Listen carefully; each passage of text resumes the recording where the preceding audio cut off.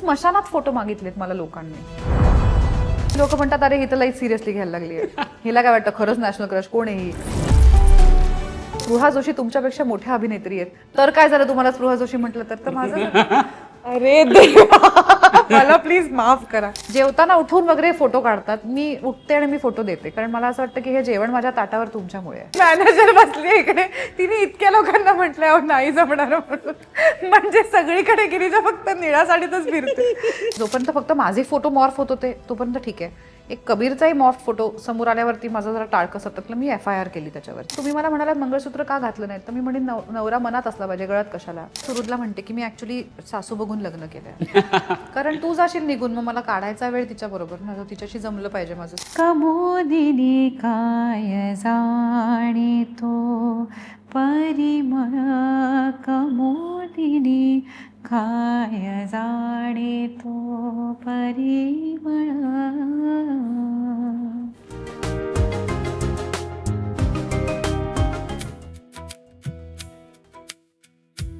विवाह collection bye PNG jewellers.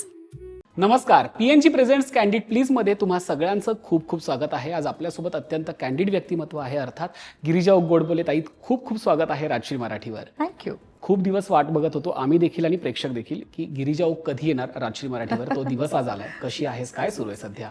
मजेत आहे. आत्ताच एक चित्रपट प्रदर्शित झाला आहे, भारत भाग्य विधाता. त्याच्या प्रमोशन्समध्ये तो लोकांपर्यंत पोचावा याच्या धडपडीत आम्ही सगळेच आहोत. वेगवेगळ्या शहरांमध्ये त्याचे शोज सुरू आहेत, इंटरव्ह्यूज आणि ह्या सगळ्या गोष्टीत आत्ता मी व्यग्र आहे. आत्ताच पुण्यात 2 त्याचे शोज केले.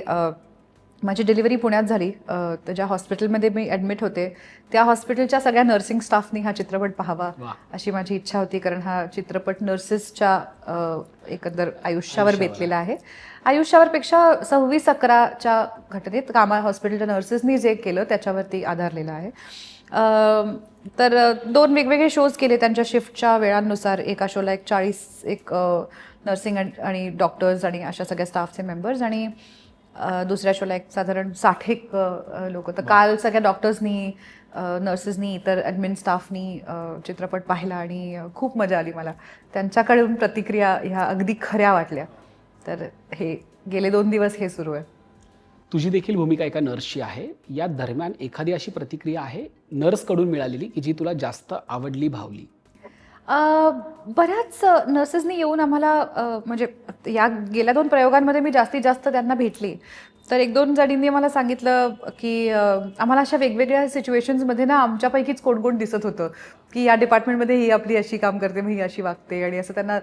तर त्यातली एक, आता तुम्ही चित्रपट पाहिला की तुम्हाला कळेल, त्यातली एक मेट्रन असते जिच्याकडे सुट्टीचे अर्ज घेऊन सगळ्या नर्सेस जातात, किंवा एक्स्ट्रा शिफ्ट करायला लावते, मग कोणाची तरी नाईट आहे ॲडजस्ट करा, ह्या सगळ्या गोष्टी तिच्या डिपार्टमेंटमधल्या असतात.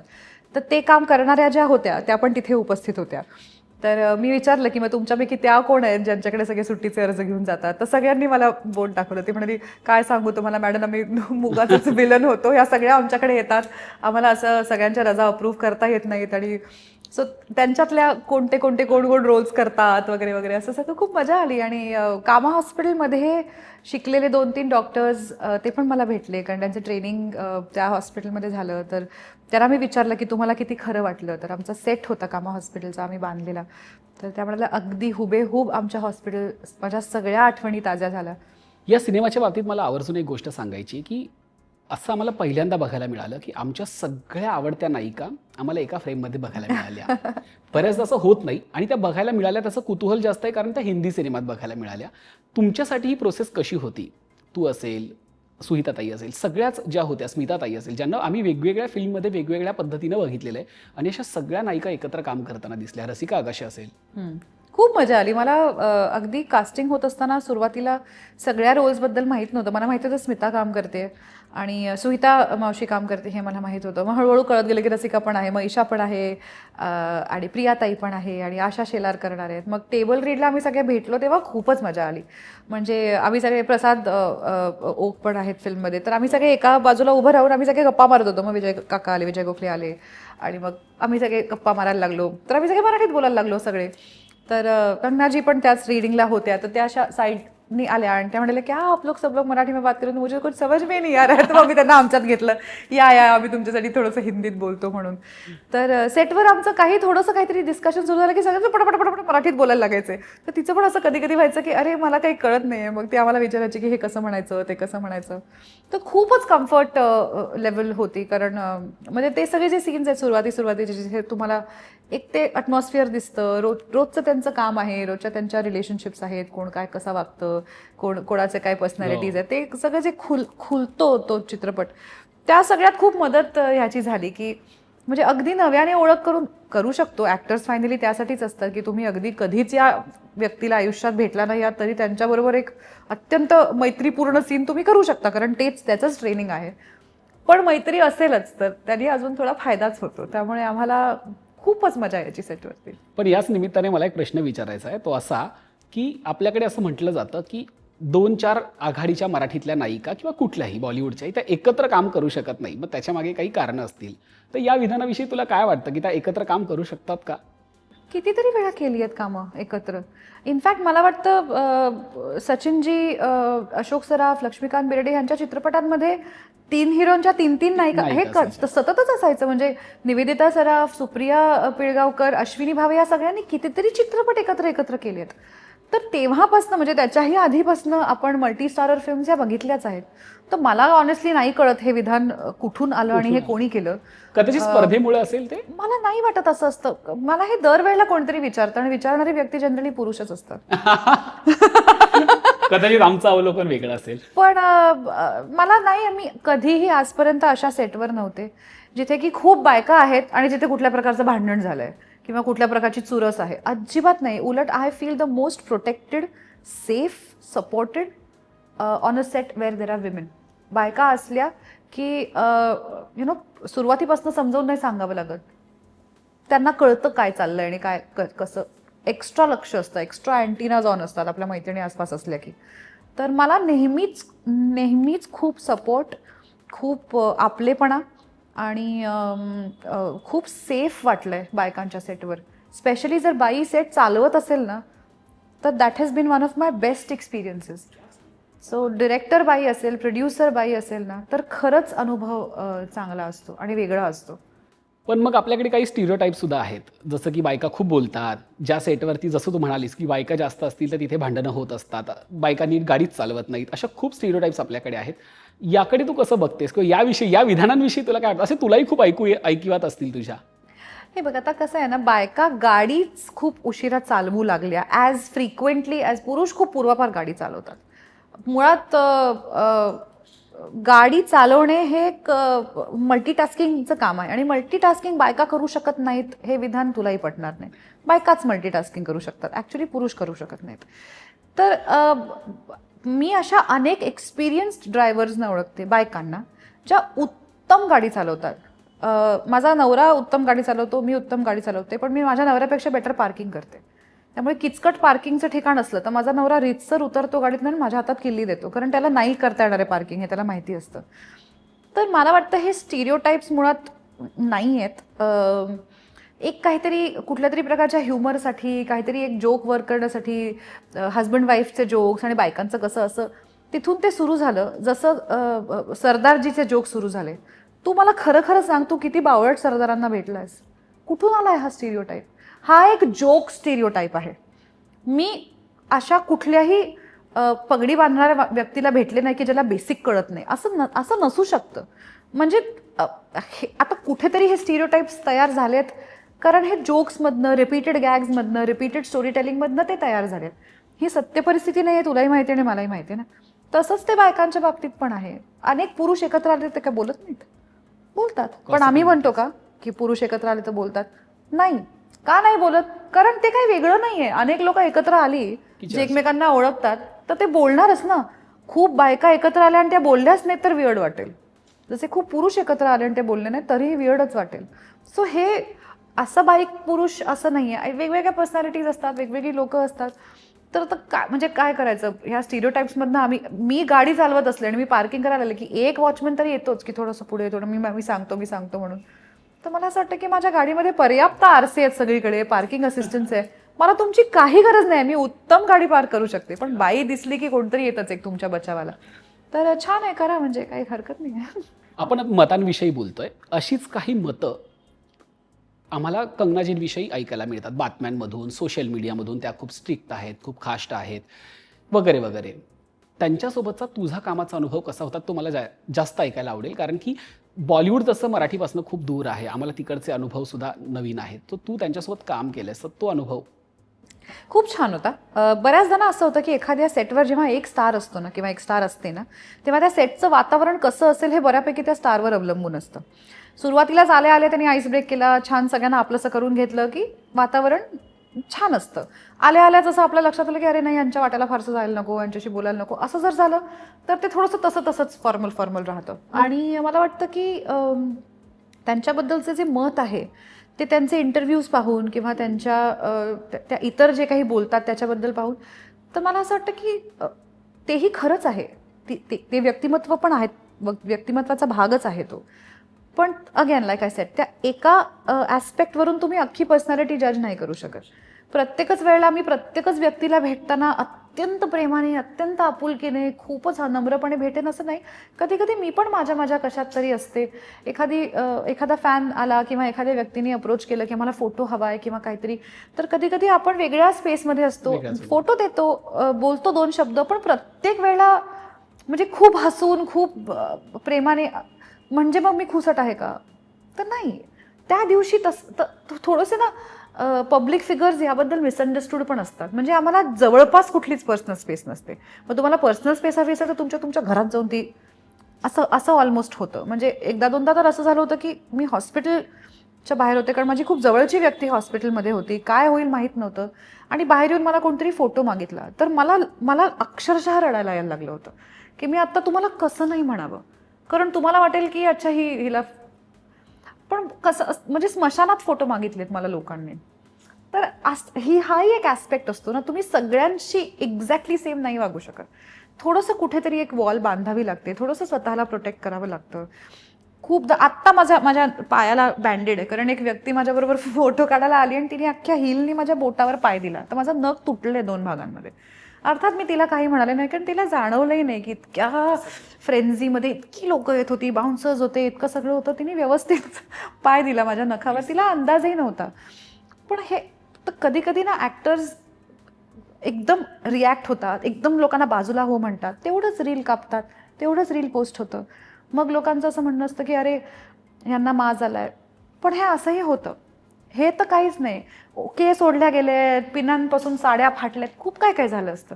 ह्या गोष्टींचा गवगवा करण्यात काही पॉईंट नसतो, कारण त्या पॉईंटला, त्या सगळ्या गर्दीत, गडबडीत, घाईत ज्यांच्याकडनं हे होतंय त्यांनाही लक्षात येत नसतं की हे होतंय.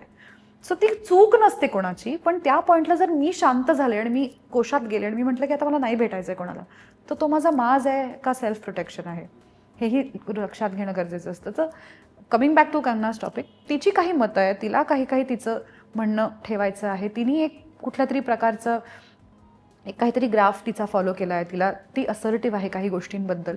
हा तिच्या पर्सनॅलिटीचा एक भाग आहे. तो खोटा आहे का तर नाही, ते खरंच आहे, मलाही माहिती आहे की ते खरं आहे. पण तिच्या पर्सनॅलिटीचा अजून एक भाग आहे, which is Kangana Ranaut on set as an actor, ज्याचा अनुभव मला फर्स्ट हँड आला आणि मला तो चांगला अनुभव आला आहे.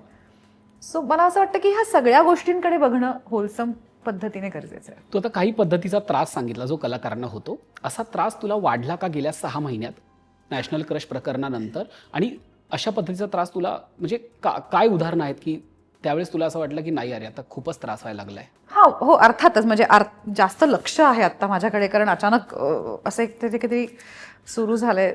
तर म्हणजे त्याच्याबद्दल मी बोलले आणि मी ते अॅक्नॉलेज केलं की लोक म्हणतात अरे ही तर लई सिरियसली घ्यायला लागली आहे, हिला काय वाटतं खरंच नॅशनल क्रश, कोण आहे ही, म्हातारी आहे, एका पोराची आई आहे, हेही ऐकायला मिळतं. त्याच कॉमेंट सेक्शनमध्ये असंही ऐकायला मिळतं की मग काय झालं, पहिल्यांदा एक मराठी नॅशनल, तर म्हणजे सगळ्या बाजूनी. बरं, मी म्हटलं की एवढं काही नाही आहे, तर लोक म्हणतात एवढं काही नाही म्हणजे आम्ही एवढं लाईक्स करतो आणि मी प्रेम करतो त्याचं काही एवढं काही नाही का? तर असं म्हटलं नाही आहे. बरं आहे म्हटलं तर आता स्वतः शाळी समजते ते त्यामुळे असं की काय बोलू मी याच्याबद्दल, मी अॅक्नॉलेज करू का नको करू? मी असंही म्हणू शकत नाही की असं काही झालंच नाही, कारण तेही खोटं ठरेल. बरं असं काही झालं, अच्छा अजूनही डोक्यात घेऊन बसलीये. म्हणजे असं होतं की कुठे जाऊ मी आता. तर असं छानच आहे, म्हणजे काही प्रॉब्लेम नाही आहे. पण असं होतच असतं, म्हणजे आधीपासूनच असं होत आलं. एकदा कोणीतरी मला येऊन विचारलं, तुम्ही स्पृहा जोशी का, जे की मला सतत विचारतात. तर मी म्हटलं नाही. तर ते काका माझ्यावर खूप चिडले. ते म्हणाले आम्हीच करतो तुम्हाला स्टार, तुम्हाला नाही द्यायचा आहे फोटो तर नाही म्हणा ना, स्पृहा जोशी नाही काय सांगताय. म्हटलं हो पण काका मी नाही आहे स्पृहा जोशी. म्हणजे त्यांना खूप राग आला माझा आणि ते मला खूप बोलून गेले लोकांसमोर. मग त्यांना कोणतरी थांबवून सांगितलं की अहो त्या स्पृहा जोशी आता गेले. हा मग सांगायचं ना. म्हणजे मीच सांगू तुम्हाला, नाही नाही मी ना ऍक्च्युली एक दुसरी अभिनेत्री आहे. म्हणजे ते सगळं. आज मला कोणीतरी फुटबॉलला विचारलं तुम्ही भार्गवी चिरमुले आहात का, हे एक नवीन नाव आपण जोडूया आता. तर भार्गवीताई, कहर होत आहे. भार्गवीताई तू जर हा बाय चान्स हा व्हिडिओ पाहिलास तर हे एक आता मी भार्गवी चिरमुले म्हणून पण लोकांना फोटो देऊन टाकेन की नंतर त्यांनी करावं फिगर आउट, अरे नाहीच आहे भार्गवी चिरमुले, की मजा येईल. तर असं श्रुती मराठे आहात का, असं मला खूप. आणि मी एका दुसऱ्या इंटरव्ह्यूमध्ये ह्याबद्दल बोलत होते, तर तेव्हा ह्या कॉमेंट्स, मग स्पृहा जोशी तुमच्यापेक्षा मोठ्या अभिनेत्री आहेत, तर काय झालं तुम्हाला स्पृहा जोशी म्हटलं तर माझं अरे देवा, मला प्लीज माफ करा. स्पृहा माझी खूप लाडकी आणि खूप जवळची मैत्रीण आहे आणि आम्ही दोघींनी असं आपसात ठरवलं की तिला कोणी गिरिजा म्हणतं, जे की तिलाही खूप लोक म्हणतात, आणि मला कोणी स्पृहा म्हटलं तर आम्ही बिंदास फोटो देऊन टाकतो, त्यांना करेक्ट न करता. त्यांना नंतर कळायचं तर कळेल. सो असं काही छोट्या छोट्या गोष्टी होतात. तर मला खूप आवडतं लोकांना भेटायला आणि त्यांच्याशी बोलायला, तर मला त्याचा फारसा त्रास अजिबात होत नाही. जेवताना उठून वगैरे फोटो काढतात, मी उठते आणि मी फोटो देते, कारण मला असं वाटतं की हे जेवण माझ्या ताटावर तुमच्यामुळे आहे. तर म्हणजे मी नाही म्हणून काय कोणाला दाखवते माझं. क्या बात आहे. मला हे वाक्य खूप आवडलेलं आहे. पण एक गोष्ट मी ऑब्झर्व केली की एका मुलाखतीत कंगनाजी तुला म्हणाल्या की नॅशनल क्रश प्रकरण काय आहे, मला याविषयी काहीच माहित नाहीये. तेव्हा तुला असं झालं का की अरे कुणीतरी आहे ज्याला हे माहित नाहीये? अरे खूप लोक आहेत त्यांना माहित नाहीये, खूप लोकांना माहित नाहीये. म्हणजे जे सोशल मीडियावर नाही आहेत त्यांना तर काहीच माहित नाही येणार आहे. तर मला हे सगळं चालू असताना सतत लोकांचे फोन सतत तर मला असं वाटत होतं की सगळ्या जगाला आत्ता या क्षणी फक्त एकच ध्यास लागलेला आहे. असं एक मला जर वाटलं नाहीये, पण असं जर मला वाटू लागलं असतं तर लगेचच मला माझ्या आत्याचा फोन आला. तिने मला काही अत्यंत मूलभूत प्रश्न विचारले. उदाहरणार्थ, हे नक्की काय आहे, नॅशनल क्रश म्हणजे काय, ते नॅशनल कसं ठरतं, तुला कुठल्या तरी अधिकृत ठिकाणी कुठला पुरस्कार मिळाला आहे का, शासनाची ह्याला मान्यता आहे का, कुठल्या लोकांनी पासून कोणी दिला तुला हा पुरस्कार. तर ह्या सगळ्या प्रश्नांची उत्तरं देता देता मला लक्षात आलं की हे सगळं किती फोल आहे. या सगळ्याला काहीच अर्थ नाहीये. आणि तिने मला असं विचारलं की पण हे कुठे झालं जाहीर. तर मी म्हटलं इंटरनेटवर. तरी म्हणाली अच्छा, म्हणजे असं काही खरं घडलं नाहीये. त्यावर माझं उत्तर होतं हो, म्हणजे ऍक्च्युली असं काही खरं घडलं नाही. पण त्यानंतर तिने मला एक खूप महत्त्वाचा प्रश्न विचारला आणि मग माझ्या अशा लक्षात आलं की जी सोशल मीडियावर आहेत किंवा नाही आहेत, आपली लोकं ती आपली लोकं असतात. तिने हे सगळं ऐकून घेतलं. बरं क्रश म्हणजे अच्छा, मग ते सोशल मीडियावर असं मग ते शेअर करायला लागतात लोकं, मग ते अचानक असं वाढत जातं, अच्छा ओके सगळं समजून घेतलं. त्यावरती मला म्हणाली 2 प्रश्न. एक, हे बरं आहे का वाईट आहे.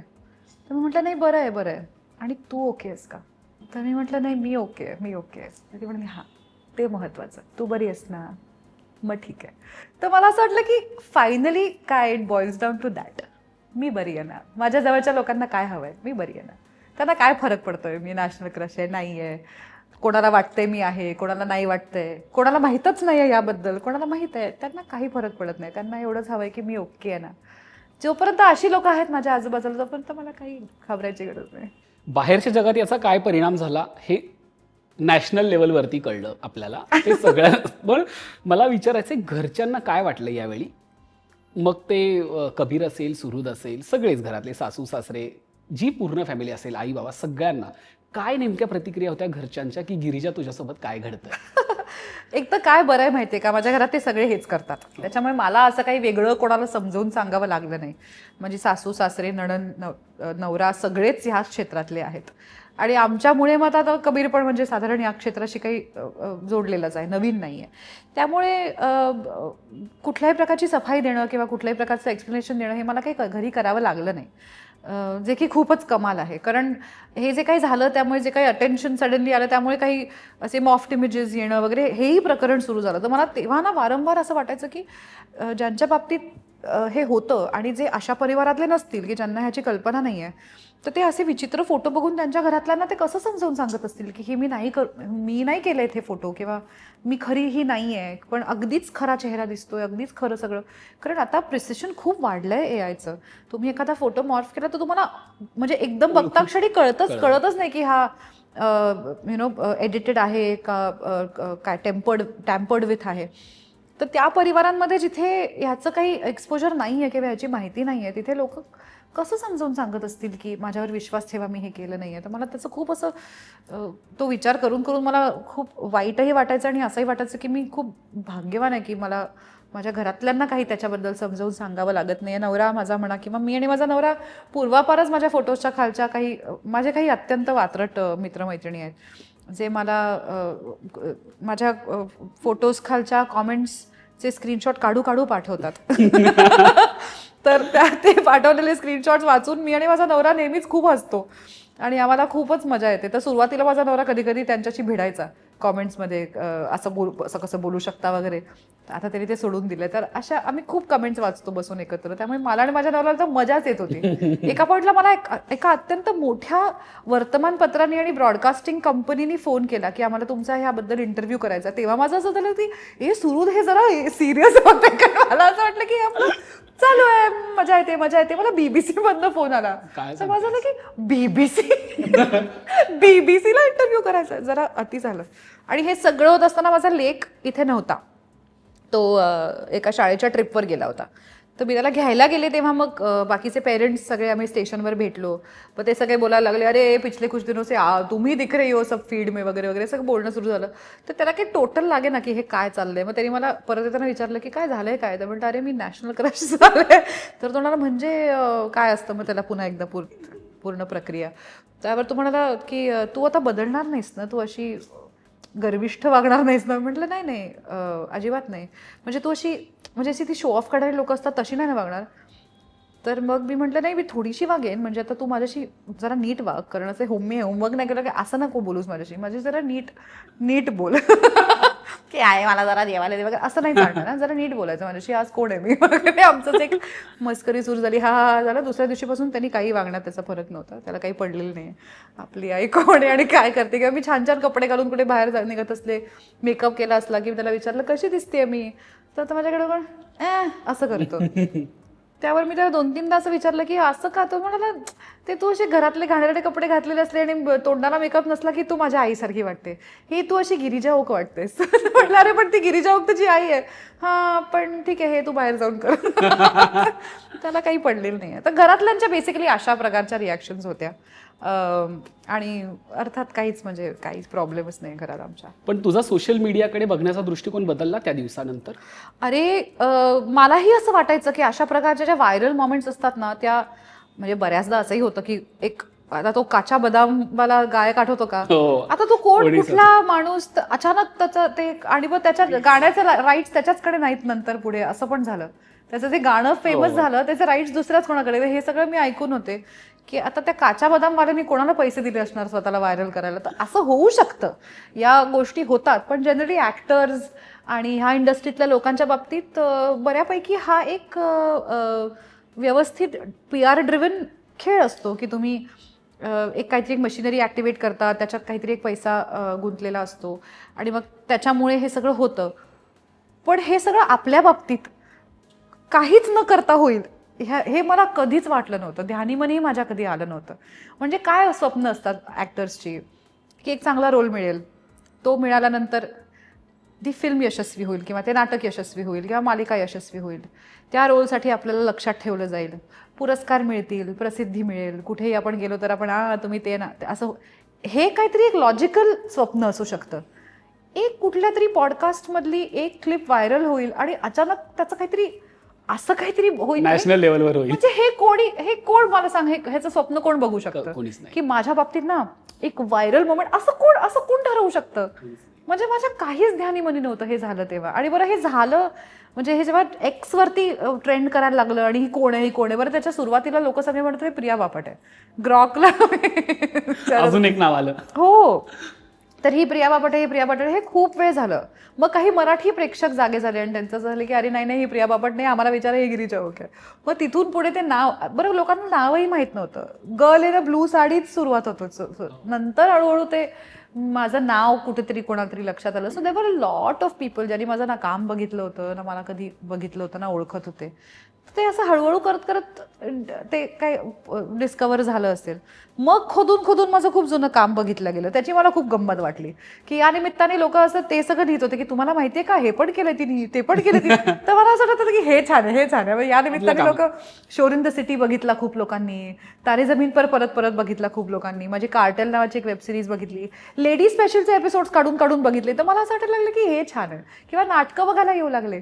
मला प्रत्येक नाटकाच्या प्रयोगाला आता 2-3 प्रेक्षक भेटतात जे म्हणतात की आम्ही नाटकच पहिल्यांदा बघायला आलो, नाटक हा फॉर्म पहिल्यांदा बघायला आलो आणि फक्त तुमचा सोशल मीडियावरचा इंटरव्ह्यू पाहायला म्हणून आलो किंवा तुमची पोस्ट बघितली म्हणून आलो. तर हे मला खूप भारी वाटतं की त्यामुळे नाटकाला 2 नवीन प्रेक्षक जोडले गेले. या सगळ्यामध्ये ती जी ऐतिहासिक साडी आहे, ज्या निळ्या साडीचा तू उल्लेख केला, त्या साडीचं काय केलंय, ती कुठे आहे, कपाटात आहे की काय केलंय त्याचं? मी नाही सांगणार ती साडी कुठे आहे. कारण आम्ही जर सांगितलं ती साडी कुठे आहे तर ती साडी सगळे सगळे म्हणतात की तुम्ही आता आमच्या प्रॉडक्टचे एंडोर्समेंट करा पण ती साडी दिसून करा. माझी मॅनेजर बसली इकडे, तिने इतक्या लोकांना म्हटलं नाही जमणार म्हणून. म्हणजे सगळीकडे गिरीजा फक्त निळ्या साडीतच फिरते. तर एका पॉइंटला तो माझा युनिफॉर्म झाला होता मला. तर मी 2-3 वेळा असंही म्हटलं की तुम्ही एक काम करा, तुम्ही ती निळी साडी घेऊन जा आणि तिला ठेवा आणि ठेवा त्याच्यावर आपले प्रॉडक्ट. कारण क्लिअरली साडी फेमस आहे, मी थोडी. तर म्हणजे मी हवे असेल तर मी दुसऱ्या रंगाची साडी.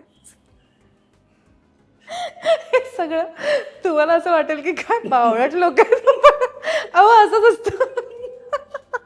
एखादी गोष्ट चालू लागली ना की कोणालाच एक्सपेरिमेंट करायचं नसतं. सगळ्याच असतं की तू तसं आहे तसंच्या तसं करत राहा, त्याच्यात बदल केले तर सगळं ढासळून पडेल खाली.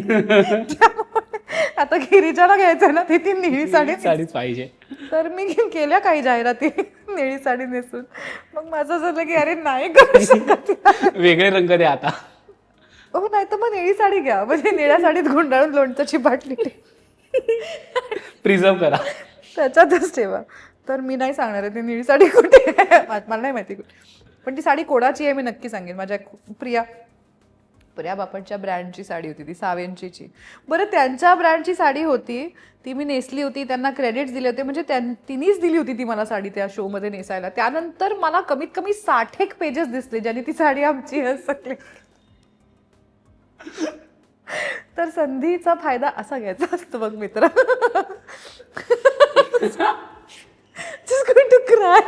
कोणाचा विश्वासच बसे ना यार की हे ऑर्गॅनिकली झालंय. माझ्या कितीतरी मित्रांनी, बरं माझ्या एका मित्रांनी मला जेन्युइनली फोन करून हे सांगितलं की देख अभी ये गाड़ी चल पड़ी है ना, यू शुड कैपिटलाइज इट. मैं तो कहता हूँ 3-4 पेटी डाल दे पीआर में. तर मी म्हटलं क्यों इतना सब कुछ हो रहा है, इसमें से मुझे 3-4 पेटी मिलनी चाहिए, मैं डालू का? ताई आता महाराष्ट्रात अशी परिस्थिती आहे की लोकांना फक्त 2च साड्या माहिती आहेत. एक लिंबू कलरची साडी आणि दुसरी गिरिजा ओकची निळी साडी. हे तू बोलतोय असं माझं अजिबात म्हणणं नाही. हे मी नाही, हे सोशल मीडिया बोलतोय. नको. विनोदाचा मुद्दा थोडा बाजूला ठेवून विचारतो, या सोशल मीडियाविषयी थोडीशी भीतीही निर्माण झाली का?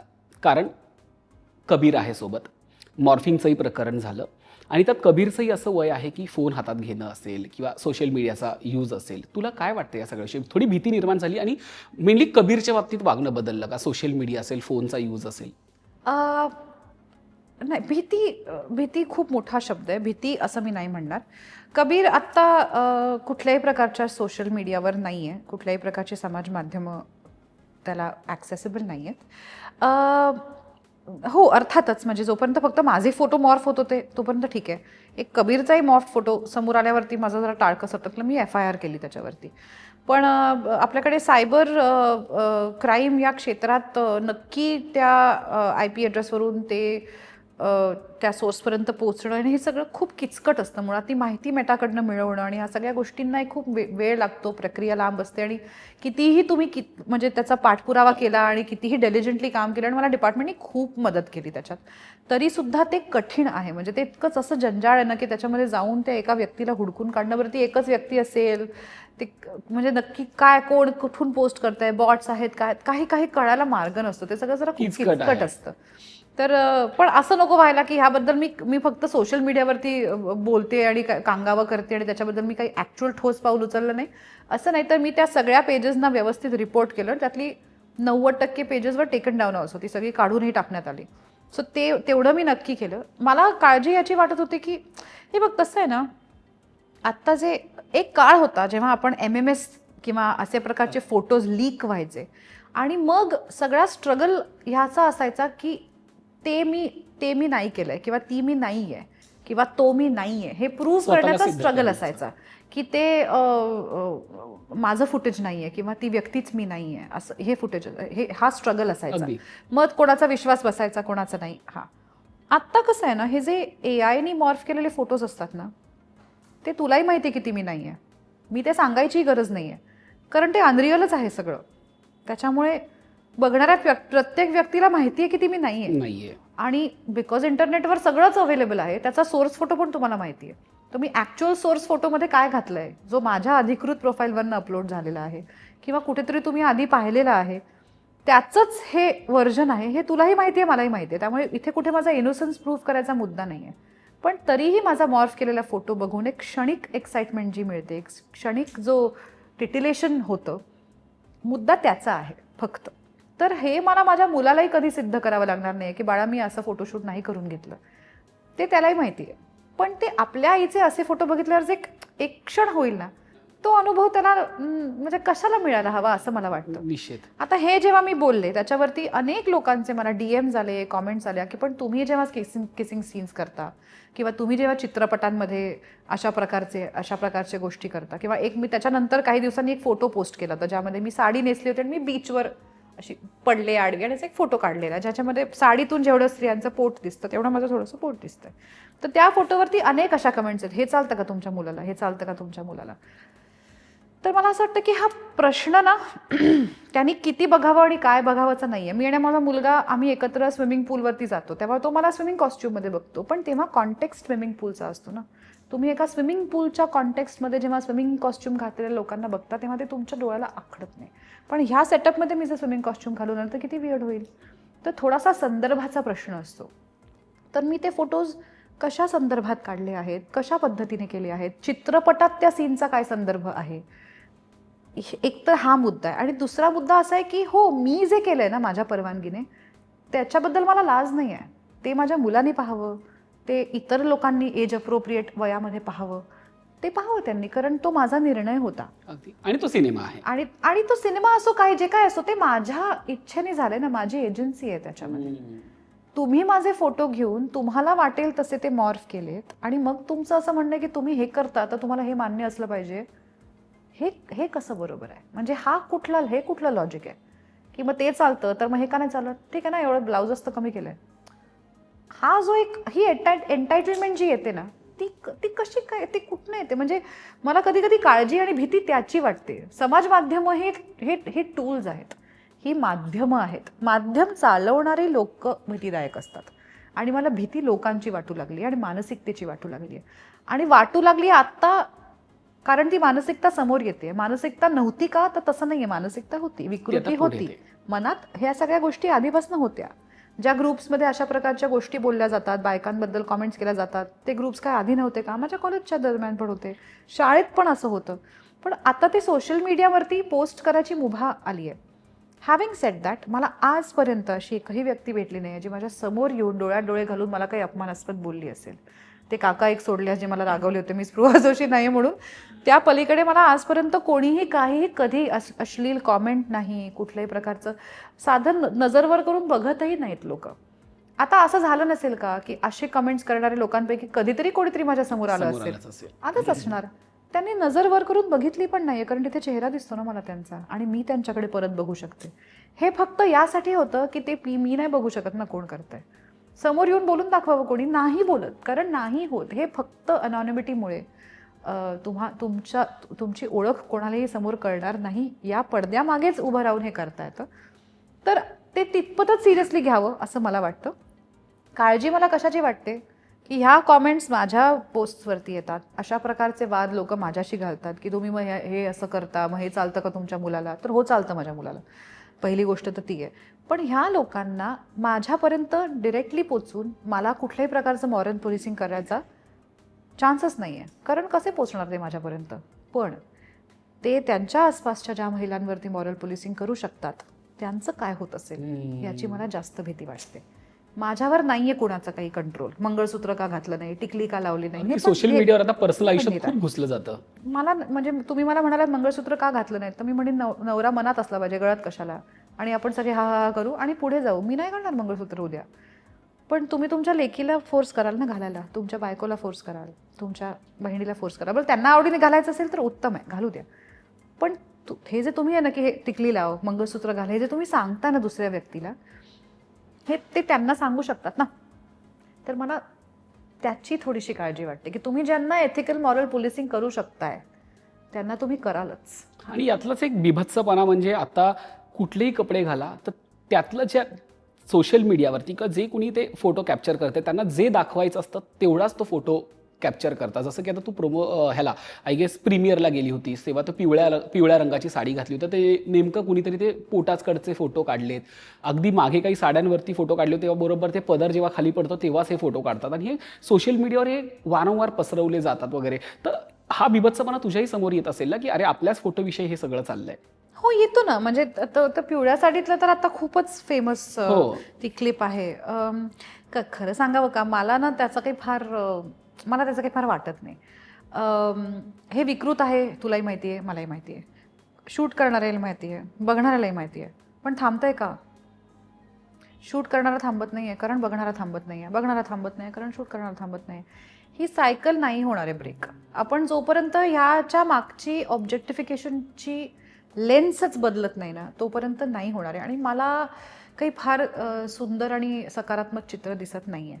जेव्हा आपण यशाची गोष्ट सांगतोय तेव्हा अपयश सुद्धा येतच. इंडस्ट्रीमध्ये काम करायचं म्हटलं यश आणि अपयश दोन्ही असतं. जेव्हा अपयश येतं तेव्हा तुला काय वाटतं की तू काय करतेस, त्यातनं कशी बाहेर पडतेस, त्यामागचं तुझं विजन काय असतं? आता हे थोडं फिलॉसॉफिकल आणि थोडंसं असं जरा साऊंड करेल, पण मी अगदी प्रामाणिकपणे सांगते की तू मगाशी मला विचारलंस ना तुझं काय चालू आहे, तर मी सगळ्यात आधी मला प्रवास आणि चित्रपट आणि आत्ता जे काही झालं ते सगळं आलंच डोक्यामध्ये. पण त्याचबरोबर माझ्या डोक्यात अजून एक विचार येत होता जो त्यावेळेला मी बोलले नाही कारण तो पॅरलली येत होता की माझ्या लेकाची नवीन म्हणजे पुढच्या वर्षाची शाळा सुरू झाली. असं गेल्या काही दिवसांपासून आम्ही बॅग विकत घेणे, रेनकोट आणि ह्या सगळ्या तयारीत आहोत. तर तेही माझ्या आयुष्यात चालू आहे बाजूला.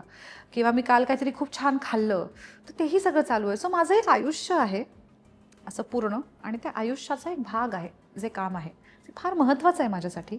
आणि माझं खूप प्रेम आहे माझ्या कामावर, पण माझं काम हे माझ्या आयुष्याचा एक भाग आहे. आणि माझ्यासाठी मी आयुष्यात अपयशी न होणं हे जास्त महत्त्वाचं आहे. कामात चालू राहणार आहे काहीतरी पुढे मागे, पण मी रोज उठून as a mother, as a wife, as a daughter in law, as a sister, as a friend, या सगळ्या रोल्समध्ये मी रोज उठून किती प्रेझेंट आहे, मी किती माझं कॉन्ट्रीब्युशन देते, मी किती प्रेमाने प्रामाणिकपणाने ती नाती निभावते, ह्याच्यात पण माझ्यासाठी खूप यश आहे. मी काहीतरी स्वतः करून माझ्या मुलाला खायला घालणे, मी आणि माझ्या नवऱ्याने एखादी फिल्म एकत्र पाहणे, त्याच्याबद्दल डिस्कस करणे, मी माझ्या आईला कुठेतरी शॉपिंगला घेऊन जाणे, माझ्या सासूला एखादी रेसिपी विचारणे, त्याच्यावरती बॉन्ड करणे, ह्या सगळ्या गोष्टी मला खूप महत्त्वाच्या वाटतात. आणि मला असं वाटतं की थोडे उतार चढाव असले तर उतारात सुद्धा परिवार आणि मित्रमैत्रिणी एकत्र असतात आणि चढावात सुद्धा एकत्र असतात. तर हे सगळं एकत्र असं पूर्ण पिक्चर म्हणून बघितलं ना तर यश अपयशाच्या व्याख्या पूर्णपणे बदलून जातात.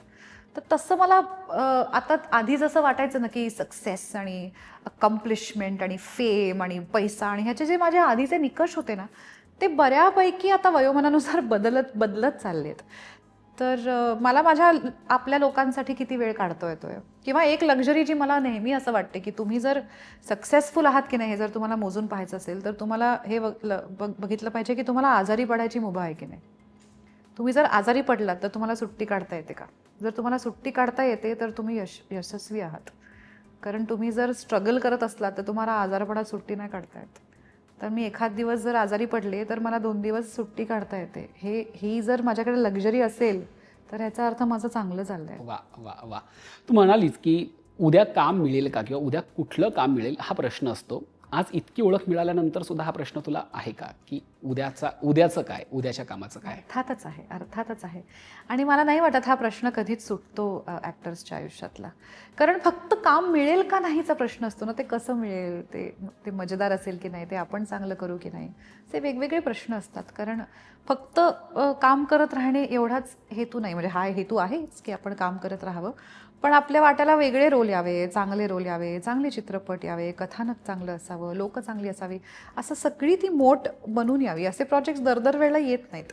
आणि म्हणजे एखाद्या कॉन्सेप्टचा विचार व्हावा, त्यावर संहिता लिहिली जावी, ती कोणीतरी दिग्दर्शन करायला त्याला होकार द्यावा, मग कोणीतरी ती प्रोड्यूस करायला त्याला होकार द्यावा, मग त्याला पैसे मिळावे, मग कास्टिंग सुरू व्हावं, आणि मग त्या पॉईंटला त्यांना माझा विचार यावा. खूप व्हेरिएबल्स एकत्र येऊन मग मी त्या चित्रात येते. तर आणि मग डेट्स मॅनेज व्हाव्यात, आणि माझं दुसरं काही काम. कधी कधी असं होतं की 2 अत्यंत आवडीच्या गोष्टी एकत्र येतात, मग काहीतरी निवडावं लागतं, मग वाईट वाटतं. सो असं खूप काय काय काय काय काय चालू असतं. But like I say always, if you ask me will I ever do it again, I will say all over again, I will do the same thing. वा. तू आम्हाला हिंदीत बऱ्याचदा दिसली देखील आहेस, पण तुझ्यासोबत अशी एक बोललं जातं किंवा तक्रार म्हणू शकतो प्रेक्षक, सोशल मीडिया अगेन, की गिरिजा मराठीत दिसत नाही, ती मराठी सिनेमांमधून दिसत नाही. अर्थात तू नाटकात आहेसच, पण सिनेमांच्या बाबतीत तर नेमकं काय होतं आहे? मराठी निर्मात्यांना, दिग्दर्शकांना तुझ्यापर्यंत पोहोचता येत नाही आहे, त्यांची धडगत होत नाही आहे, मानधन परवडत नाही आहे, किंवा मधल्यामध्येच काहीतरी गैरसमज आहेत? नाही माहिती यार मला खरं तर. म्हणजे माझ्यापर्यंत पोचता येत नाही तर शक्यच नाही. कारण मी जवळपास आत्ता चित्रपट निर्मिती करणाऱ्या आणि दिग्दर्शन करणाऱ्या सगळ्या निर्मात्यांना, दिग्दर्शकांना पर्सनली ओळखते. त्यामुळे असं होऊच शकत नाही की ते माझ्यापर्यंत पोचू शकत नाही आहेत. अगदी प्रामाणिकपणे सांगावं तर मी हे एका दुसऱ्या इंटरव्ह्यूमध्ये पण बोलले आहे, आणि त्यावरही मला खूप ट्रोल करण्यात आलं आहे. पण की अशी खूप विचारणा नाही झाली. म्हणजे रोजच माझ्याकडे एक मराठी चित्रपटच येतोय का आणि मी त्याला नाहीच म्हणते का, असं काही खरं प्रामाणिकपणे झालं नाही आहे. काही 2-4 चित्रपटांबद्दल बोलणं झालं, ते काही कारणास्तव वर्कआउट नाही झालं, वेगवेगळ्या कारणांमुळे. पैसे हा कधीच माझा पहिला निकष नसतो कुठल्याही कामाला हो किंवा नाही म्हणण्याचा. अर्थात तो एक महत्त्वाचा भाग असतो, कारण मी सुद्धा हे माझ्या उदरनिर्वाहासाठीच करते आहे, माझं ब्रेड अँड बटर आहे. पण फक्त पैसे आणि फक्त त्याचं पेमेंट हे एकमेव कधीच ठरवण्याचं कारण नसतं. कधी तारखांमुळे, कधी नाही फार मजा आली, अशा कारणांमुळे, वेगवेगळ्या कारणांमुळे नाही वर्कआउट झालं आहे. पण एका चित्रपटाचं शूटिंग आता मी सुरू करणार आहे पुढच्या काहीच दिवसांमध्ये, जो मराठी आहे, आणि मी अनेक वर्षांनी मराठी चित्रपट करणार आहे. सो मी खूप एक्सायटेड आहे. आम्ही बऱ्याचदा तुझ्याकडनं ऐकतो की आईचं खूप योगदान आहे तुझ्या आयुष्यात. आईविषयी मला ऐकायला आवडेल की, म्हणजे मला हा प्रश्न नाही विचारायचा आहे, ती भावनाच तुझ्यासाठी काय आहे? आईचं उभं राहणं असेल तुझ्यासोबत, तुला घडवणं असेल. आई माझी एक फारच कमाल व्यक्तिमत्व आहे. मी मगाशी जे म्हटलं ना की टिकून राहणं महत्त्वाचं असतं, तर मला असं वाटतं की माझ्या आईतनं एक विलक्षण चिकाटी आणि विलक्षण रेझिलियन्स ज्याला म्हणतो ना, की ठाम असणं आणि टिकून राहणं, ती एक क्वालिटी आहे. काहीही तिच्या आयुष्यात वादळं आली असो, ती बाई खमकी आहे. मला खूप कौतुक आणि अभिमान वाटतो त्या गोष्टीचा. म्हणजे तो जो तिचा स्वभाव आहे, ती जी क्वालिटी आहे, ती उतरली असेल होपफुली माझ्यामध्ये, माझी आई असल्यामुळे. पण जे काही मला असं वाटतं ना की काहीही झालं तरीसुद्धा मी निभावून नेईन, मी टिकून राहीन, मी मॅनेज करू शकेन, हे मला फक्त मला वाटतं माझ्या आईमुळे मला वाटतं. आणि माझे वडील हे खूप सुरुवातीपासूनच कामानिमित्त बाहेर असायचे. ओव्हरऑलही ते म्हणजे ते जेव्हा नाटकात कामं करायचे तेव्हा दौरे आणि अशा गोष्टी खूप व्हायच्या, त्यामुळे ते बऱ्यापैकी बाहेर असायचे. त्यामुळे मला माझ्या आईनीच प्रायमरीली वाढवलं आहे, आणि खूप सजगपणे वाढवलं आहे. म्हणजे असं मला कधी लहान मुलं जशी एक हाताला धरून आपली निघतात म्हणजे आई वडिलांबरोबर, की आई वडील असले की त्यांना कशाचीच काही पडलेली नसते. तर माझ्या आईने असं नाही मला कधी वाढवलं. तिने मला सतत आजूबाजूच्या गोष्टी ऑब्झर्व करायला शिकवलं, अवेअर राहायला शिकवलं. म्हणजे कुठे मी आय थिंक 5-6 वर्षाची असल्यापासून तिलाही खात्री होती की कुठे हरवली मुलगी तर घरी येईल परत व्यवस्थित. इतकं तिने मला प्रिपेअर करून ठेवलं होतं. तर मला वाटतं आणि प्रचंड विश्वासही माझ्यात दाखवला, कारण तेही महत्त्वाचं असतं. आपण शिकवतो खूप आणि आपण इन्स्ट्रक्शन्स खूप देतो मुलांना, पण ते कधी एक्सरसाइज करून बघणार. तर मला तिने बऱ्यापैकी इंडिपेंडन्सही दिला होता, या खात्रीने, या विश्वासाने की तू करशील मॅनेज तुझं. तर आई माझी फार भारी आहे यार. ती फारच भारी व्यक्ती आहे. आणि म्हणजे माझ्या आईवर माझं प्रेम आहे हे म्हणणं तर काय, म्हणजे याला काही अर्थच नाही आहे. फक्त मी आई झाल्यानंतर माझ्या आईने एकही संधी सोडली नाही. आता कळलं म्हणायची. तर अशी माझी कमाल आहे माझी आई. पण कुठला असा प्रसंग होता का की जेव्हा तुला प्रकर्षाने आईचा खूप आधार जाणवला, किंवा आईचं असणं जे असतं ना ते खूप जाणवलं, किंवा ती फिलिंग अजून घट्ट झाली, असा कुठला प्रसंग आहे तुझ्या आयुष्यात की जेव्हा असं वाटलं की मा होतीये? मामा होतीये, करेक्ट आहे. मी ॲक्च्युली या बाबतीत ना खूप लकी आहे, कारण माझी जी सासू आहे ना ती पण फार भारी आहे. म्हणजे ती ऑलमोस्ट आईसारखीच आहे माझी, आणि ती पण खूपच कमाल आहे, आणि माझं तिच्यावर प्रचंड प्रेम आहे, आणि तिचंही माझ्यावर आहे. तर मी बऱ्याचदा सुरुदला म्हणते की मी ॲक्च्युली सासू बघून लग्न केलं आहे. कारण तू जाशील निघून, मग मला काढायचा वेळ तिच्याबरोबर ना, तिच्याशी जमलं पाहिजे माझं. सो माझं माझ्या सासूचं प्रचंड पटतं, टू अ पॉईंट की आम्ही दोघी मिळून तिच्या मुलाला बाहेर काढतो त्या इक्वेशनमधनं. तर माझ्या दोन्ही आया, त्यांना मी आयाच म्हणेन, या दोघीही माझ्यासाठी खूप महत्त्वाच्या आहेत. आणि मला वाटतं की मी आई होत असतानाचा जो सगळा काळ होता आणि तिची सगळी प्रक्रिया होती, त्यामध्ये मला त्या दोघींचा प्रचंड आधार होता. आणि कुठल्याही पॉईंटला मला असं कधीच वाटलं नाही की ह्या प्रवासात मी एकटी आहे, किंवा मला ह्यात माझं फायनली आईलाच मॅनेज करायचं असतं आणि आपलं मूल आपल्यालाच वाढवायचं असतं. तुम्ही ते कोणाच्या अंगावर टाकून जाऊ शकत नाही. पण कधी असा प्रसंग आला की मला कबीरला सोडून जावं लागलं, तर ना माझ्या आईने ना माझ्या सासूने मला दिवसभरात एकदाही फोन करून काय मग कधी येणार आहेस, मग कुठे, काही विचारलं नाही. त्यांचं असं असायचं की तू ऑलरेडी गिल्ट घेऊन चालली आहेस, मला माहिती आहे तुझी काय घालमेल होत असणार आहे, आता तू काही काळजी करू नको. हा जो असा एक अनकंडिशनल सपोर्ट असतो ना आपल्या आयुष्यातला, तो माझ्या आयुष्यातल्या सगळ्या बायकांनी मिळूनच मला दिला. ना फक्त माझी आई आणि सासू नाही, तर मला वाटतं माझ्या सगळ्या मैत्रिणीसुद्धा, फिमेल फ्रेंड्स, सगळ्यांची मुलं थोड्याफार फरकाने सिमिलर वयांची. आम्हाला कळत असतं ना काय चालू आहे, आमचं काय घालमेल सुरू आहे, किती गिल्ट येतो, मॉम गिल्ट ज्याला म्हणतात, आपलं मूल सोडून जाणे. तर एक काहीतरी असतं, एक काहीतरी सगळ्यांचं गणित असतं, ते जुळतं. त्यामुळे मला माझी आई, माझी सासू, माझ्या आजी सासूबाई सुद्धा अनेक वर्ष त्यांनी सुद्धा खूप सगळं सांभाळलं आमच्या घरातलं. आणि माझ्या सगळ्या फिमेल फ्रेंड्स, यांच्याशिवाय मी काय करू शकेन मला माहीत नाही. तू म्हणजे ह्याचा उल्लेख केलास की जेव्हा तू आई झालीस, आत्ता अनेक प्रश्न उपस्थित होतात. जेव्हा एखादी अभिनेत्री लग्न करते, आई होण्याचा विचार करते, त्याच्या मागे अनेक पैलू आहेत, अनेक विचार आता नव्याने येत आहेत की करू दे की नाही, किंवा करिअर आहे. तेव्हा तुला असं करिअरचा विचार आला होता जेव्हा आई होण्याचा निर्णय घेतलास? हो, आला होता ना. म्हणजे आपल्यावर एक कंडिशनिंग पण असतं ना. मोठं झाल्यानंतर कळतं की असं काही नसतं, पण तेव्हा खूप त्याचं, म्हणजे मी 25 वर्षाची असताना मला मूल झालं. त्यामुळे मला असं काही काळ वाटलं होतं की संपलं आता सगळं. एकतर असं वाटलं होतं तुला? हो, अगदी. एक तर त्यामध्ये खूप मोठा खेळ हा पोस्टपार्टम डिप्रेशनचा पण असतो. पोस्टपार्टम डिप्रेशन नावाचा एक खरा प्रकार असतो, ज्याबद्दल खूप कमी बोललं जातं. डिलिव्हरी झाल्यानंतर प्रचंड मोठ्या हॉर्मोनल अप अँड डाऊनमुळे एका प्रकारचं डिप्रेशन येऊ शकतं बायकांना, जे बहुतेक बायकांना येतंच. त्यामध्ये वेगवेगळ्या प्रकारच्या गोष्टी होऊ शकतात, आणि हळूहळू ते सगळं सेटल झालं की ते हळूहळू बरं पण होतं. त्या दरम्यान तुम्हाला कोणीतरी तुमच्याशी बोलणं, टॉक थेरपीचा आधार असणं, किंवा कोणीतरी तुम्हाला मुळात हे समजावून सांगणं की हे जे सगळं होतंय हे होऊ शकतं तुझ्या बाबतीत, आणि हे बरं होईल, किंवा ह्यातून तू बाहेर पडशील, हे तुम्हाला समजावून सांगणं फार महत्त्वाचं असतं. तर त्या काळात माझा असा ठाम विचार होता की मला आता काही आता संपलं, आता काही होणार नाही. तर मी खूप वेगळी दिसू लागले होते, एक खूप वेगळ्या आकाराची झाली होते, आणि एक लहान मूल, त्याची सगळी जबाबदारी, ते सगळ्या एकत्र आलेल्या गोष्टींमुळे मला असं वाटलं की छान कुठलं तरी एक दुकान वगैरे थाटू आपण, तिथे क्युरेटेड वस्तू विकायला ठेवू, इकडे तिकडे फिरून छान वेगवेगळे हँडीक्राफ्ट्स आणि आयटम्स तिथे ठेवू, आणि असं एक आपण आता इथून पुढे आपलं आयुष्य असं असेल असं मला जेन्युइनली वाटायला लागलं होतं. ते मला 2 स्पेशल नावाचं नाटक जितूनी आणि पट्यानी ऑफर केलं आणि तिथून मग पुन्हा एकदा सगळ्या गोष्टींना सुरुवात झाली. ते नाटक झालं, त्याने इतके पुरस्कार जिंकले, त्याला सगळ्या प्रकारचं कौतुक त्या नाटकाचं झालं. ते झाल्यानंतर कुठे कुठे मला फुटिंग मिळायला लागलं की अजूनही जमतंय बाबा आपल्याला, आपण हे करू शकतो आयुष्यभरासाठी. पण एक मोठा काळ होता जेव्हा मला असं जेन्युइनली वाटलं होतं की संपलं आता सगळं.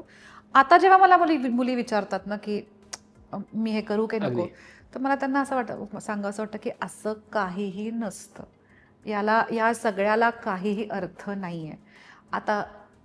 आत्ता जे काय ज्याच्याबद्दल आपण एवढं बोललो आहोत, ही जी काही व्हायरल मोमेंट आणि हे जे काही झालं आहे, ते एका 12 वर्षाच्या आईच्या आयुष्यात घडलं आहे, जिने एक पूर्ण आयुष्य जगलं आहे, जी अजिबात 0 फिगर वगैरे असं काही नाही आहे.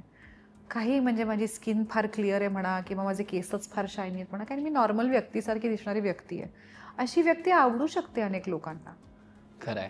ह्याच्यापेक्षा मोठं उदाहरण काय असू शकतं? कारण की त्याचं एक आता- कशाचीच काळजी करायची अगदी. गरज नाहीये.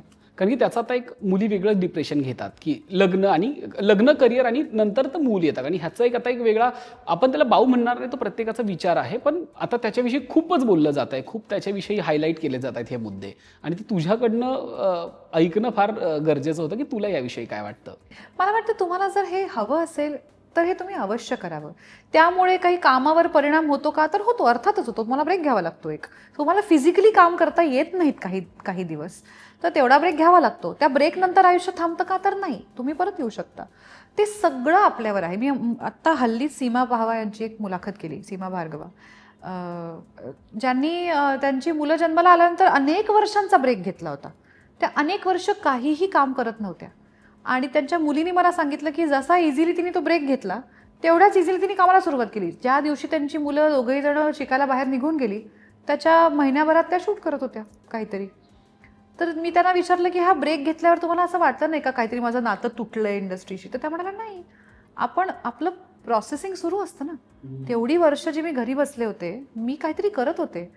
मी मी मी प्रॅक्टिसिंग ॲक्टर आहे.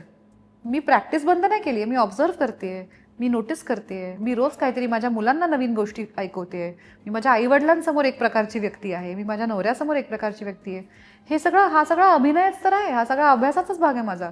त्यामुळे मी प्रॅक्टिसमध्ये होते. मला ज्या दिवशी कॅमेराने रोल म्हटलं त्या दिवशी मी काम करायला सुरुवात क्या केली. बात आहे, किती सो छान. इतका सहज आणि सोपा दृष्टिकोन असू शकतो ह्याकडे बघण्याचा. तर ते थोडं थोडं ना त्या वयातच वाटतं. तू आईविषयी सांगितलंस, पण गिरिजा आई म्हणून कशी आहे कबीरसाठी? जसं मगाशी तू म्हणाली की आता शाळेची तयारी, दप्तर आणि हे सगळं, गिरिजा आई म्हणून कशी आहे? माझ्या मुलाला विचारायला पाहिजे. पण माझा मुलगा मला असं म्हणतो की मी खूप चांगली आई आहे. वा. तो मला असं म्हणतो की तू जगातली सगळ्यात चांगली आई आहेस. त्यावर मला त्याला असं विचारायचं वाटतं की तुला काय हवंय, का मागतोयस तू मला हे? पण तो मला 1-2दा असं म्हणालायस की नाही, तू ऑब्जेक्टिव्हली खूप चांगली आई आहेस. कारण मी बाकीच्या आयांना पण बघतो, त्या पण चांगल्या आहेत, पण तू जेन्युइनली चांगली आहेस, असं त्याचं म्हणणं आहे. तर हे त्यांनी म्हटल्यावर मला असं वाटतं की काहीतरी छान घडतं. काहीतरी बरं करते मी. ऍक्च्युली हे नाही, म्हणजे हे आता सगळ्याच मुलांना आपली आई सगळ्यात चांगली वाटते. माझीही आई सगळ्यात चांगली आई आहे जगातली, तुझीही असेलच. सगळ्यांच्या आया जगातल्या सगळ्यात चांगल्या आई असतात, कारण त्या जोड्या करेक्ट असतात. तुझी आई ही तुझ्यासाठी जगातली सगळी चांगली ताईच आहे आणि माझी आई ही माझ्यासाठी, म्हणजे माझी आई दुसऱ्या कोणाबरोबर मला इमॅजिन नाही करता येत. माझी आई माझ्याबरोबर चांगली आई आहे. तर त्या अशा देवाने लावून दिलेल्या जोड्यांसारखं वाटतं मला. ताई, तू आईविषयी सांगितलंस तुझ्या.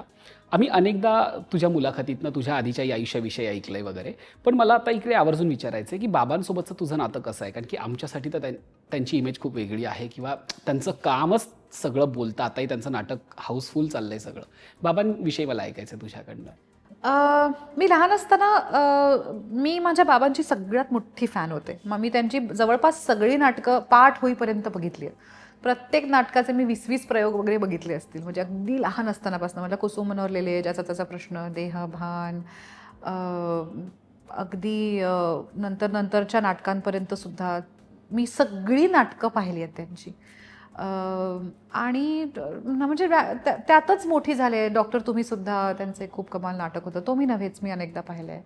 मग लहान असताना तर खूपदा सगळे नाटक, कुसुम मनोरलेलेचं मला सगळे डायलॉग्स पाठ होते, इतकं मला ते नाटक आवडायचं.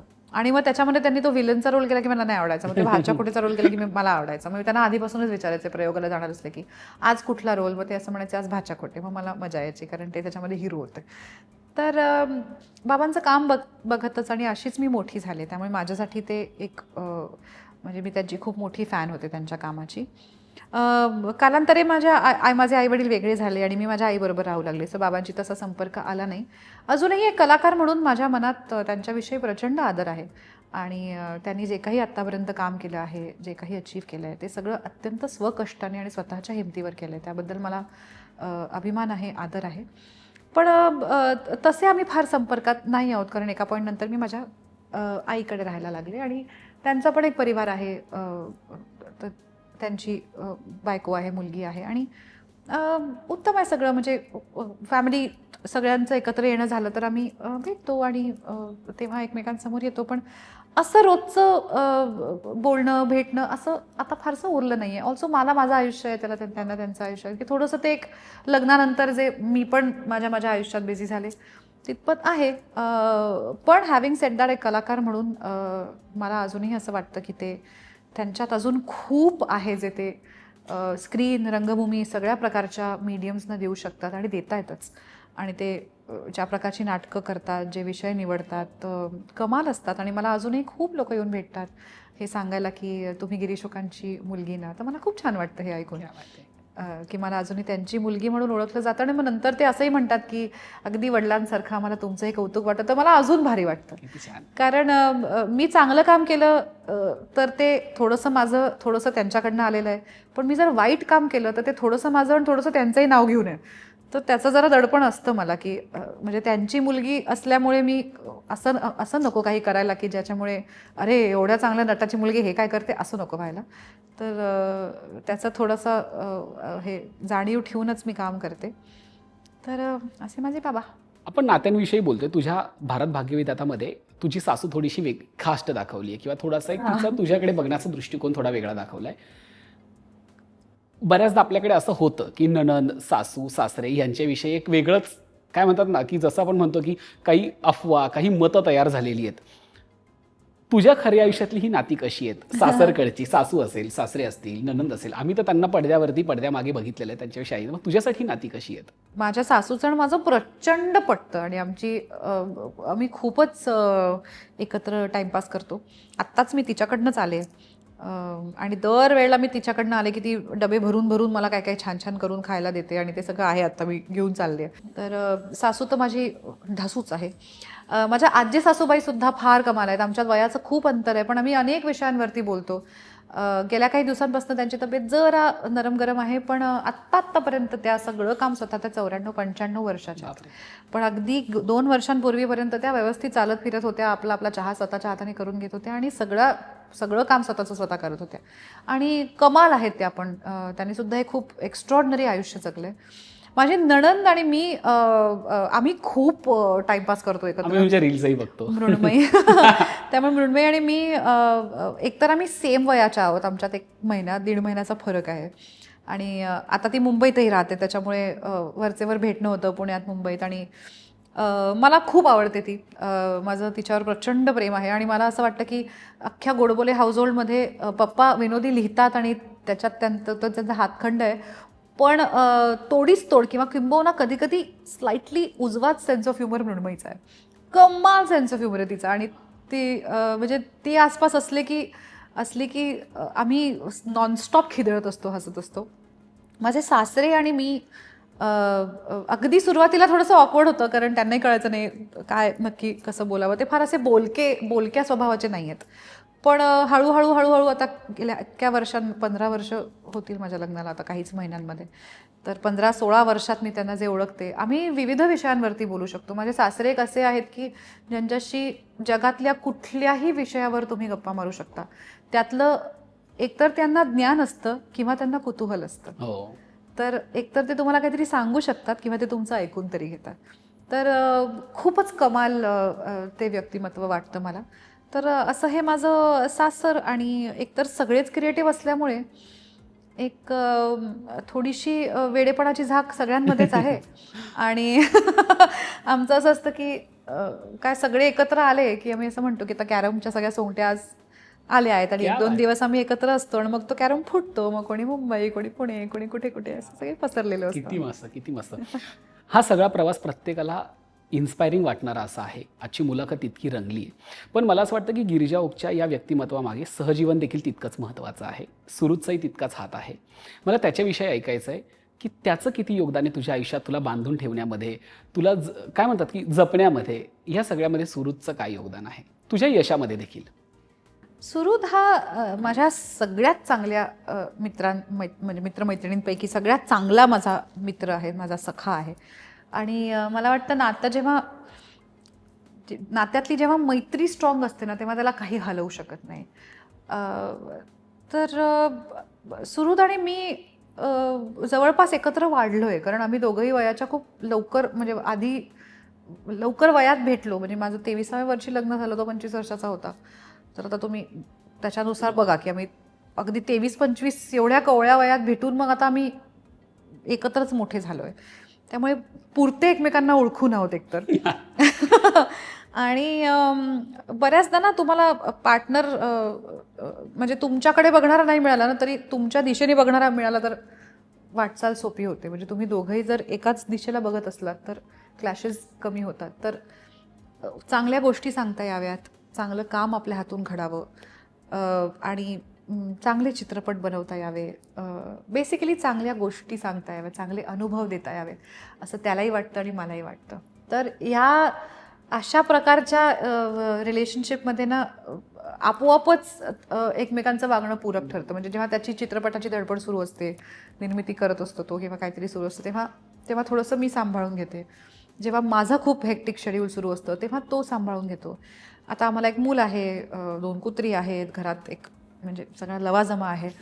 तर तेही एक मॅनेजमेंट आणि त्याचं सगळं चालवणं, कारण चांगलं लग्न ही चांगली पार्टनरशिप पण असते. तुम्ही फक्त किती रोमॅन्टिक आहात आणि किती तुम्हाला एकमेकांच्या कंपनीत मजा येते पेक्षा तुम्ही एक अख्खं हाऊसहोल्ड किती नीट चालवू शकता यावर पण बराचसा पीस ऑफ माइंड डिपेंड करतो. तर मी जेव्हा 10-10 दिवस शूटिंगसाठी बाहेर जाते तेव्हा मला घर त्याच्या भरोश्यावर सोडून जायला कधी वाटत नाही की अरे बापरे काय होईल. किंवा त्याचंही तसंच आहे, म्हणजे तो कुठे निघून गेला तर मी सगळं सांभाळते. तर आमच्यात आता एक खूप छान पार्टनरशिप तयार झालेली आहे आणि त्यामध्ये मध्ये अर्थात वाद होतात, भांडणं होतात, आम्ही कचकचून भांडतो एकमेकांशी आणि तितकंच पॅशनेटली दोघांनाही मुद्दे एकमेकांसमोर ठेवायचे असतात. पण मला असंही वाटतं की जोपर्यंत नात्यात कचकचून भांडणं होत असतात ना तोपर्यंत त्याच्यातली पॅशन आणि त्याच्यातलं एकमेकांबरोबर असण्याची ओढ जिवंत असते. ती जेव्हा संपतात भांडणं तेव्हा प्रॉब्लेम सुरू होतो. सो अगदी कालच मस्त उत्तम भांडण का अत्यंत पादरट गोष्टीवरून आम्ही दोघं खूप भांडून आलोय. त्यामुळे मस्त उत्तम चाललंय. आणि आमच्याही दोघांचं असं असतं ना की नावडत्या गोष्टी जास्त जुळतात. त्यामुळे कुठेतरी बाहेर गेलो आणि काहीतरी खूप बोर व्हायला लागलं तर आम्ही लगेच त्याच्याबद्दल गॉसिप करायला कोपऱ्यात एकत्र होतो आणि आम्हाला त्याची जास्त मजा येते की ते बघितलंस का, ते किती बोर आहे. तर थोडेसे तसे आहोत. पण like I said, he is a very very very very dear friend. आणि अर्थातच बऱ्याच गोष्टींचं बरंच श्रेय सुरुतलं जातं. अगदी शेवटचा प्रश्न आहे ताई, तू जसं म्हणालीस की बाईच्या अंगावर अनेक जबाबदाऱ्या असतात, घर असेल, मूल असेल, स्वयंपाक असेल, हे सगळं तुलाही चुकलं नसेल, ह्या सगळ्यांना तूही जात असशील. मग स्वतःसाठी काय करतेस, स्वतःला वेळ देतेस का, तुझी मेंटल हेल्थ तू कशी जपतेस, ह्या सगळ्यात तुझं जे आपण म्हणतो आपलं पण असतं ते कसं जपून ठेवतेस? 2 गोष्टी. एक तर मला असं वाटतं की मी अत्यंत भाग्यशाली आहे, कारण माझं जे काम आहे ते बऱ्यापैकी कथार्टिक, मेडिटेटिव्ह, इमर्सिव्ह आहे. आम्ही इमोशन्सचंच काम करतो. त्यामुळे स्वतःच्या पात्रावर काम करणं, स्वतःच्या स्क्रिप्टवर काम करणं हे बऱ्यापैकी इंटरनली क्लेन्झिंग होतं. आणि दुसरी गोष्ट म्हणजे मी गाणं शिकते आणि मी गेली 6 वर्ष आता सातत्याने शास्त्रीय संगीत शिकते. आणि शास्त्रीय संगीत कुठेतरी बसून त्याची बैठक करावी वगैरे अशा हेतूने नाही, स्वानंदासाठी शिकते. तर महिन्यातले ते जे काही 4-5 दिवस माझे क्लासेस असतात ते माझ्या कॅलेंडरवर मार्क्ड असतात. मी शक्यतो त्या दिवशी प्रवास कुठे बाहेर जाणे किंवा त्या वेळेला डिस्टर्ब करणे हे होऊ देत नाही. तशी सक्त ताकीद सगळ्यांना देऊन ठेवलेली असते. तर महिन्यातले 3-4 कमीत कमी जास्तीत जास्त 4-5 क्लासेस जेव्हा माझे शिक्षक उज्जैनला असतात ते त्यामुळे त्या घरी येतात ते मी माझ्यासाठी काढते. तो सकाळचा किंवा दुपारचा जो काही आमचा वेळ ठरलेला असतो 1-1.5-2 तासांचा जो वेळ असतो